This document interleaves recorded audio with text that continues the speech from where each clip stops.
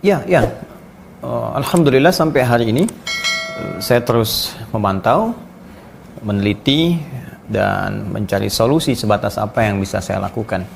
Bahkan kalau kita katakan pengamatan dari sejak virus ini mewabah di Wuhan, ya distrik di Tiongkok itu, saya pun terus memantau.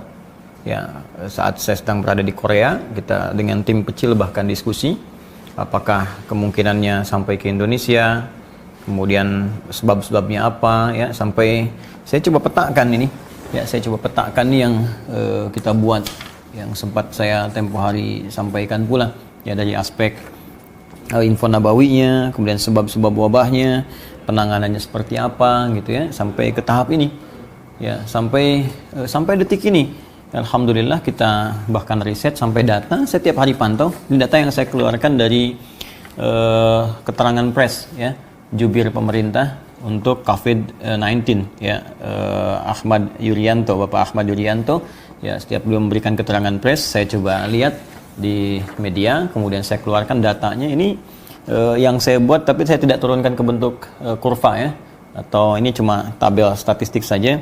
Dari tanggal 23 Maret misalnya sepekan ke belakang sampai dengan 31 Maret sampai 1 April, ya, saya amati sampai dengan kemarin. Ini kasus positifnya berapa? Ini dari kasus positif 579 tanggal 23 Maret, ya.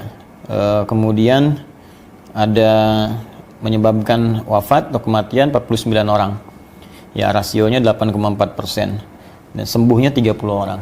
Sampai ini 24 Maret 686, ya, 686. Ini berarti ada peningkatan 107 yang positif dari sebelumnya, ya. Wafatnya 55, rasionya kemudian turun ke 8,0%, sembuhnya 30 orang.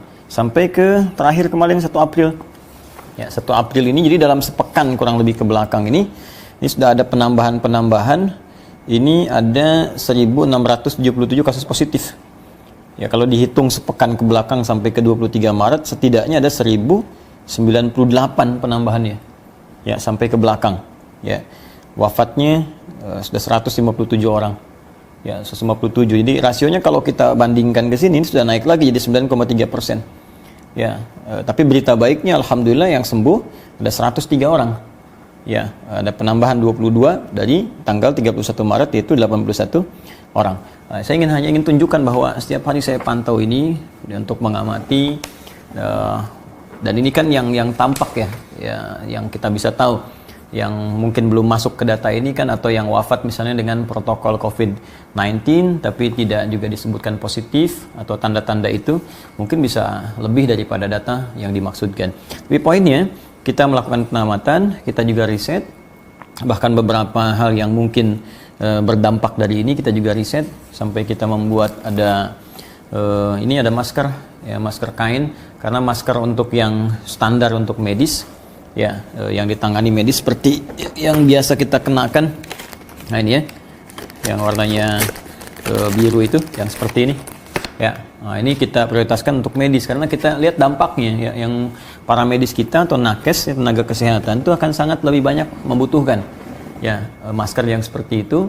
Karena itu untuk menahan setidaknya di masyarakat, ya, ada riset menyebutkan 72% setidaknya itu bisa tertahan, tergantung kualitas masker di kainnya, walau tidak sepenuhnya mungkin, tapi kita bisa berhati-hati.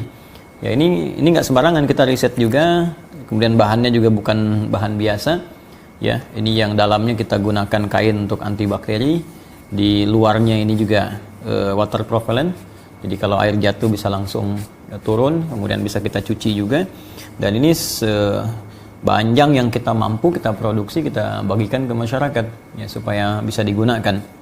Ada lagi yang kita buat bilik disinfektan, ya, kita hanya buat biliknya. Ini ada beberapa teman-teman yang mungkin belum tahu, ya, saya juga menganggap wajar. Jadi kita hanya membuat bilik, ya, karena di beberapa tempat bilik itu diperlukan, seperti di rumah sakit, tempat-tempat tertentu. Adapun cairan disinfektannya itu pada yang lebih mengetahui, pihak rumah sakit apa, ya. Kita sebetulnya riset juga, ya, riset yang disebutkan bahwa akan lebih baik tidak menggunakan cairan disinfektan, tapi ada cairan air dengan pH ya yang lumayan keasamannya cukup tinggi, ya. Ada yang mengusulkan seperti air-air tertentu yang kalau saya sebut mungkin nanti mengendorse produknya, tapi kita tidak masuk ke dalam cairannya, kita hanya sediakan biliknya. Adapun cairannya nanti bisa digunakan di tempat-tempat yang mereka pun sudah riset, ya, riset sendiri.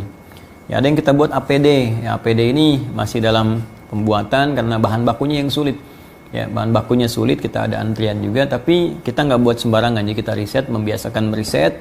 Ya, ada juga yang kita lakukan riset di rumah sakit, kita bandingkan dengan yang di Wisma Atlet seperti apa datanya, lalu kita buat apa yang bisa kita mampu.